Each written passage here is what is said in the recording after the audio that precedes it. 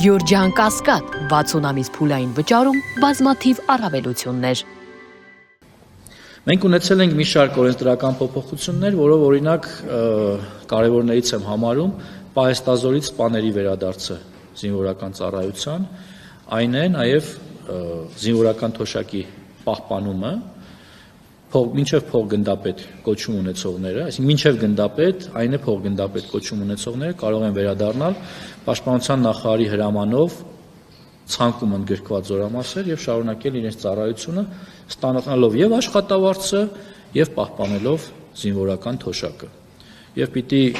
նշեմ, այստեղ թվեր չեմ կարող հրապարակել պարզ պատճառներով, այնուամենայնիվ պիտի նշեմ, որ ծրագիրը բավականին դրական տենդենսով շարժվում է առաջ, ինչի համար ես շնորհակալ եմ պահեստազորի մեր սպաներին։ Մեծ կարևորություն եմ տալիս 25-օրյա հավաքներին, այների նշանակալի ձեռքբերումներից եմ սա համարում, մասնավորապես սա ապահովելու է պահեստազոր, թիկունք եւ բանակ կապը, որովհետեւ առիթ եմ ունեցել նաեւ ասելու, որ սա մեր մեծագույն խնդիրներից էր, մասնավորապես 44-օրյա պատերազմի ժամանակ։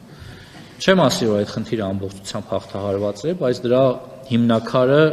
դրված է, հաշվի առնելով, որ արդեն մենք ունենում ենք ըստ էության 100% համալրում պահեստազորի 25-օրյա հավաքների, սա նշանակում է, որ մեր օրենսդրական փոփոխությունները, մեր պատկան մարմինների հետևողականությունը, տարածքային կառավարման մարմիններ, կառավարություն եւ տեղական ինքնակառավարման մարմիններ համագործակցությունը, ինչպես նաեւ այս վերջերս մենք արդեն հնարավորություն ենք ընձեռնել նաև սրան մասնակից դառնալ ռազմական ոստիկանությանը եւ կարծում եմ սա նույնպես տալիս է իր դրական պտուղները։ Մենք էական ներդրում ենք կատարել նաև կապիտալ շինարարության ոլորտում։ Ես մի քանի թիվ կհնչեցնեմ, որոնք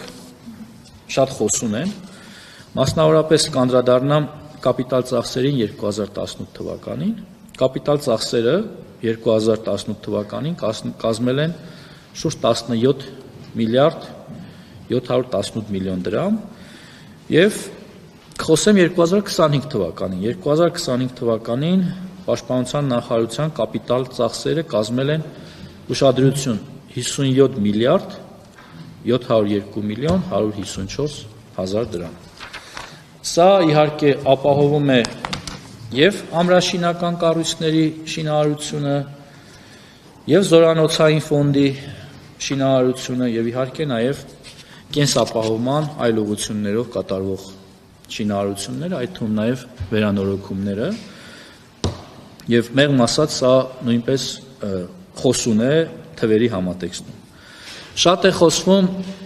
նոր համազգեստի անցման մասին, այդ թվում նաեւ քննադատություններն են հանրային տիրույթում, ընդդիմադիր գործիչների կողմից, հարգելի գործընկերներ, կարծում եմ այս հարցը որոշակի պարզաբանման կարիք ունի։ Ես բազմիցս հնչեցրել եմ, որ մենք տարեվերջին կունենանք, դեռևս 2025 թվականին եմ հնչեցրել, կունենանք նմուշները եւ ըստ էության մենք այդ նմուշները ունեցել ենք, բայց թյուր կարծիք կա հասարակության մեջ, որ մենք